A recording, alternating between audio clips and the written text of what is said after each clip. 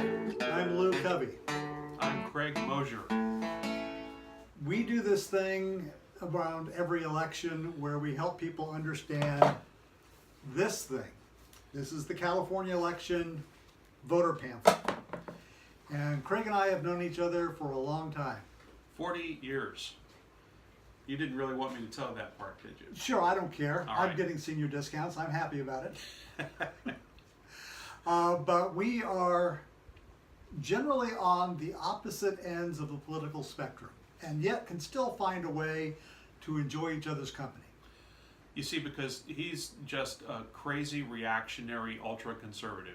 Yeah, and he's a bleeding heart liberal who wants to destroy society as we know it. Yeah, so, but we found common ground, which is our mutual disgust at many ballot propositions. Yes. So, And that's why we do this, because we know you're getting confused. We know you're getting confused because generally we are confused.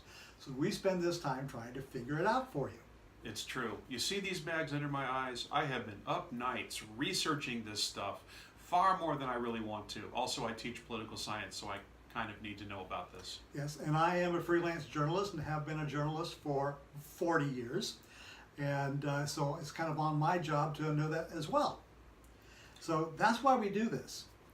Now, let's get into what the first thing you should be concerned about with on the political ballot. The very first thing? Yes. What would that be? How you read this thing. With, well, you know, a microscope, basically. Yeah. Yeah. With the devices that help me to see it, because it's in little print. Little tiny print. That's not really what you were talking about, though, was it? No, not really. Well, then I mean, what the hell were you talking about? What's important when we open this thing up? To close it again as soon as possible? Okay. All right, here's the point. In the beginning part of it, it says you've got the quick reference guide. Okay, and in that it'll give you the proposition, the name of the proposition, a summary, and then some yes or no's and pros and cons about how this thing works. Now the thing is, that's not really the details of it, but it will give you a start to understand what's going on. As you get further into it, there will be greater detail, which is what makes people's eyes cross. And what we're going to do here is help you uncross your eyes in this process. And dot your T's. Yes. No, So we don't dot T's. Just if you're reading a ballot proposition, Craig, and you Yes. have no idea what it's about, then I vote no. No, wait. It can be more complicated than that. it can be. Well, for some of these, I want to point out, aren't that complicated and can be figured out fairly quickly with just a few shortcuts, and we're going to talk about those as Yeah. we go. So most of your attention will only have to be on the ballot propositions that are particularly controversial or particularly complex. It does narrow the list down, and even then, we have some shortcuts to quickly understand who is in back of it, who likes it, who hates it. You can usually tell that by who's spending money on it. And that information is readily available, but it's not, most of that is not in here. What's in here is useful, but there are other things you can look at, including the Secretary of State has a website that shows you who's donating and who's spending money, and that's a tremendous help. And there are other resources that we both use as well. Now, there's one thing that Craig and I can agree on when it comes to this particular exercise in California, which is unusual to many states because this is supposed to be the way the people can directly create laws and influence how society is in California. It's called the initiative process. And in theory, Craig and I think it's a great idea. However, it doesn't work the way it was originally intended when this reform was passed in California law a little over 100 years ago. You could imagine that a small determined group of citizens would be able to bypass the legislature, which they wanted to do then because the legislature was in the back pockets of a couple of big industries, especially the railroads. And you'd have to achieve maybe 4,000 or 5,000 signatures to get something on the ballot, and it's a way of bypassing a legislature that wasn't doing their job. That's not the way it functions anymore. Now it takes hundreds of thousands of signatures. It's a big business to get those, collect those, and submit those.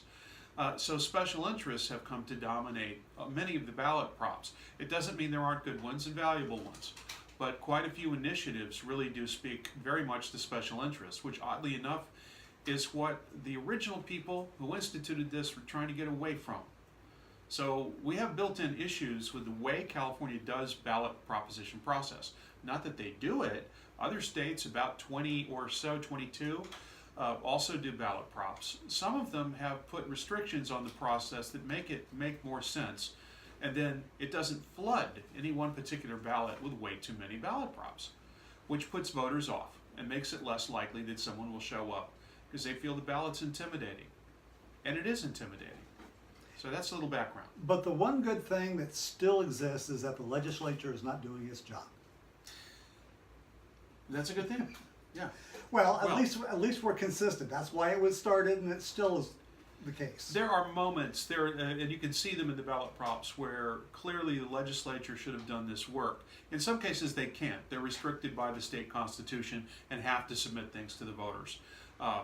Money issues, bond measures, taxes. That has to come before voters. That's fine. That's fine. Many people like it that way. But some of these other things, they should have just taken action, because they're a more suitable place to make the decision. Then we can decide if we want to re-elect them or not. That's always available to the citizens. That's true. So that's your introduction. That's how we get into all of this and why we're doing it. So Also, we're being paid a huge amount of. Oh no, that's not true. No, is it? no, you're a college professor and I'm a freelancer. Oh crap! We're just this side of unemployment, so please watch. Yes. Yeah, this is the only meeting we have right here. Next section will come up will be the bond measures. Okay, here we go with the propositions, and we're going to break this down into sections. Simply because for the first time they've actually got 4 propositions together that all are kind of interrelated because they're bond measures. Now, from my standpoint as a conservative, I don't like bond measures because I don't like the idea of spending money we don't have. And that's essentially what it is. But California is restrained from doing deficit spending like our federal government can do, which is why we have trillions of dollars in debt. We can't do that here because we can't print our own money. So we have to have a balanced budget. And it's a good thing we can't print our own money. What would we call it? We would call it monopoly. The Grizzly. There we call go. it the Grizzly because we've killed all of those. We need the money. Actually, I think we should adopt the Canadian dollar name. The loonie. The loony. Yeah. Might be appropriate. Bond measures, in brief, are a way to raise money for something without raising taxes. So, the bonds are, at least supposed to be, sold to the general public who would like a little return on investment, and then they're paid back, which means that the interest over time, often over a period of 30, 35 years in some bonds cases, the interest gets paid back. It's not a huge amount of money, and the state doesn't have to come up with the initial cash.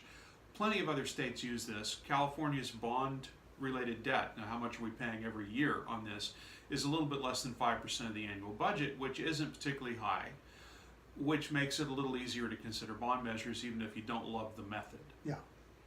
And one of the things I found out this past year is that the California Teachers Association is heavily invested in the California bond market, as is the Apple Corporation. One of the things we've heard about. I didn't know that. Yeah, a lot of the money we hear that corporations have as cash is actually in the form of state and federal bonds. And so they're actually investing that money back into the country, which is not a bad idea, so good on them. But in this particular year, even though I generally oppose all bond initiatives, I actually am in favor of all of these. Now let's break it down into their specific sections. Proposition 1 and 2 are about providing funding to build housing specifically for low-income people, farm workers who are low-income people, veterans who are low-income people, and that's in Proposition 1. Often. And for Often. Yeah. And for the mentally ill, that's Proposition 2. Now, and that can be in the form of infill housing, in other words, in the areas where there are open lots, you can build multiple family homes in transit-oriented areas. And also, I particularly like this, to buying manufactured and mobile homes for the low-income farm workers and veterans. And then for the mentally ill, it's to provide housing for them during their treatment process. And the nice thing about this is that in neither case is this actually costing the taxpayers that much money, because there are provisions in both of the propositions for the people who are receiving the housing to pay that money back. Therefore, it's similar to what Habitat for Humanity does. They have to put their own equity into the home. So it makes good sense. But from a capitalist standpoint, which I am, and Craig is a bleeding communist. Wow. Wow, yeah. I get a rebuttal in a minute. Okay. The problem we have with housing in California is that we don't build enough of it. And we don't build enough of it because we are artificially putting a downward pressure on development. In fact, the city of Houston has built more homes in the past 5 years than all of California has built in the past 10 years. And that's just the way. All in a floodplain. Just wait for the disaster relief to Yes. come in. Yeah. But we have our own floodplains, so shut up. But the thing is, Up yours. Yeah. because of the lack of housing, it's causing the prices to increase, both in rental property and in owned property. This will actually build up the stock in those areas that most need it. And as you build up that stock, that will put a downward pressure on the prices themselves. Now, I don't agree with everything he just said, which is normal, but we do share the goal of both of these programs for sure, and the assessment that it's not that much money, that, for example, Prop 1, the money will be going to programs that already exist. They don't have to be created. This doesn't create any new bureaucracies. It doesn't create any new hoops to jump through with government. It's going to existing programs to enable them to help these populations. And again, the populations, veterans are disadvantaged nationally in every study I've ever looked at in terms of housing, largely because this is connected to PTSD and other post-service issues of health that can affect housing. This is a population I'm personally aware is in significant need, because I'm a part of a brand new NGO that is setting up on a small scale at first to try to help veterans with medical needs who are older and need temporary housing with extra medical assistance, and I'm a part of that new effort. And there's so much more need than we're going to have beds available anytime soon. This is a significant need around the country. And Prop 2 is using some existing money from Prop 63, which is in the parameters of how it was passed. That's the millionaire's tax from some years ago, to fund just $2 billion, which in the grand scheme of things isn't that much money, for homelessness prevention housing. And again, that's for people with mental health needs that have affected their housing. And I don't know of very many people in state who would not be aware that those two populations are in significant need around the country, and in particular need in our state. I'm absolutely in agreement that these both deserve support, both Props 1 and 2. And the thing is about housing for the mentally ill, there is an organization called NAMI, the National Organization for Mental Illness. I don't know whether that means they're opposed to it or in favor of it. Oh, you're going to get mail. Oh my God. But they're opposed to it because it's not giving money to mental health treatment. But the fact of the matter is that when the mentally ill have stable housing, their treatment becomes so much more effective. So that's why having housing for the mentally ill is absolutely crucial, and that's why I'm for it as well.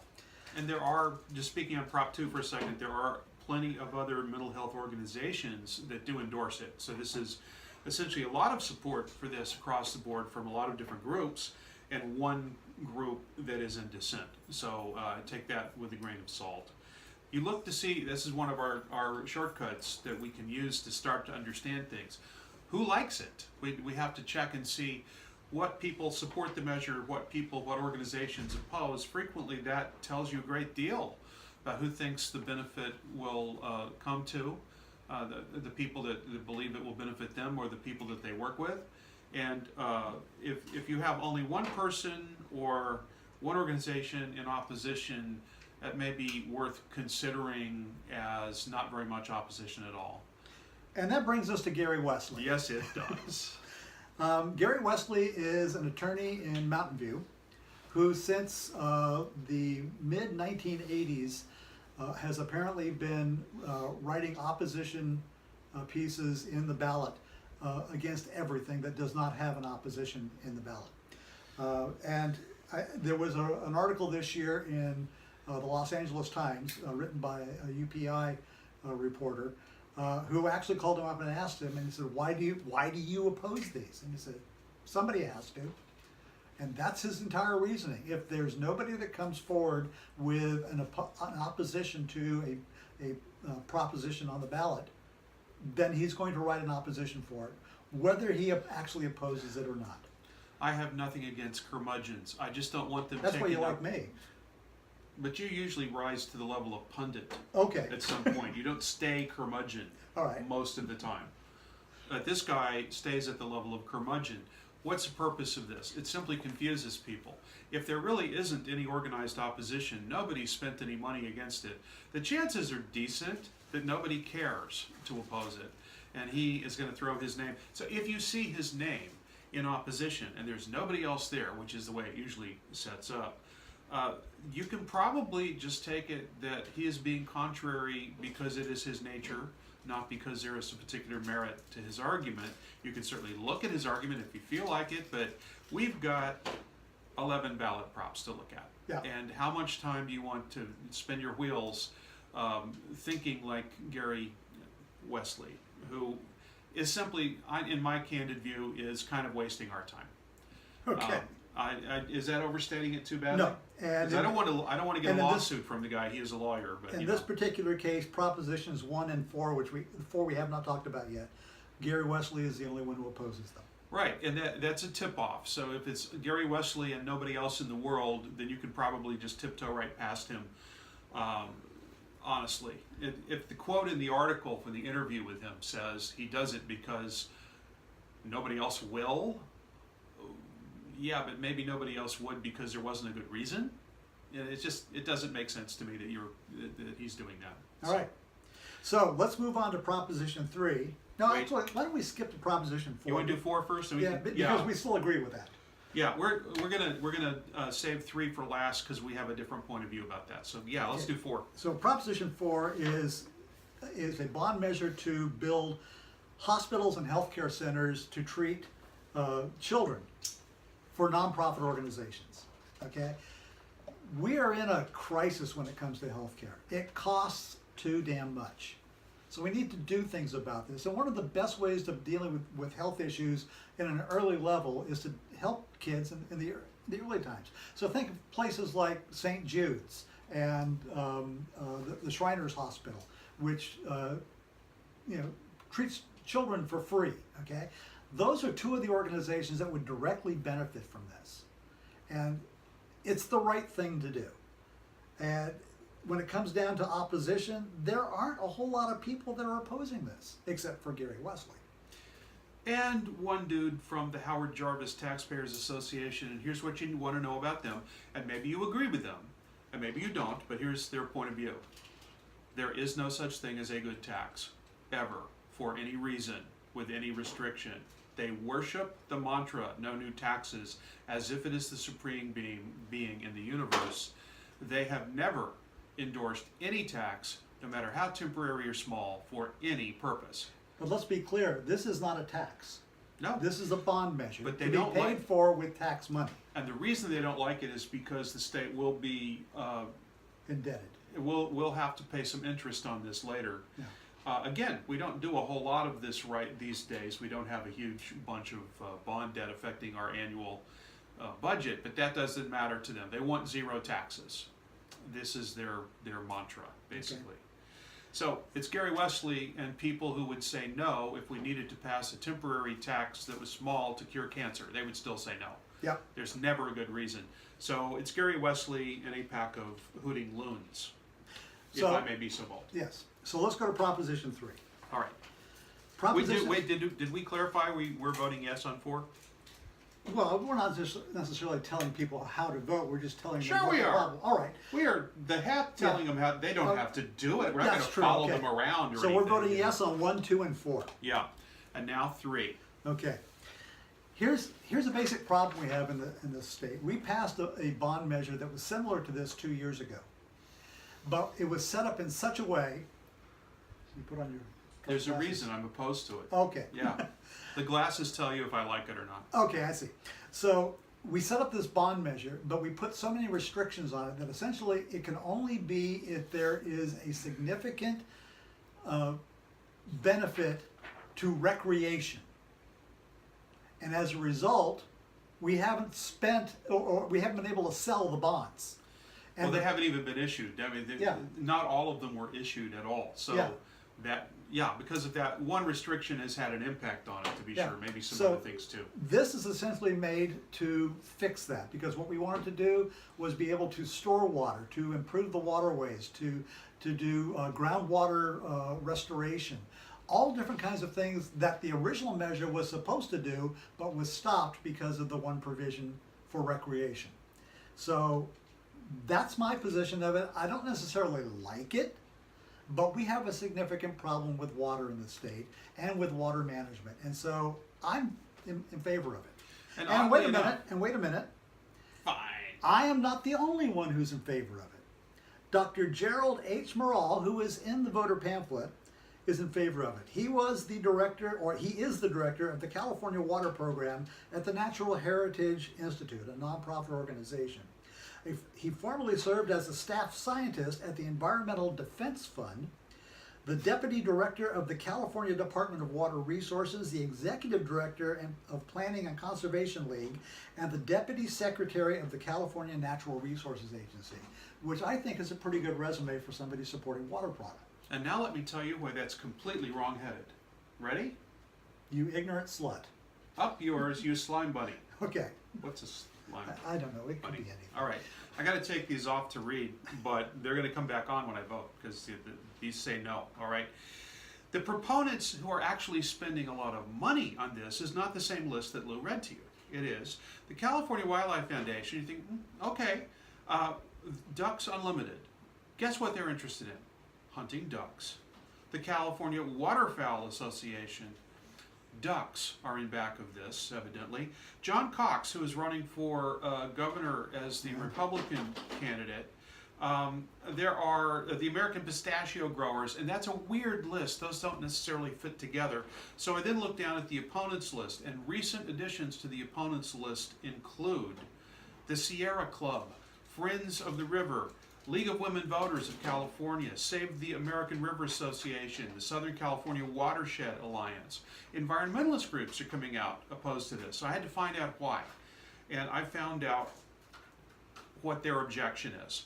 They charge that this fairly large bond issue, over $8.8 billion, is going to go principally to, the money will be distributed principally to the California Wildlife Foundation, Ducks Unlimited, California Waterfowl Association. That's really not appropriate.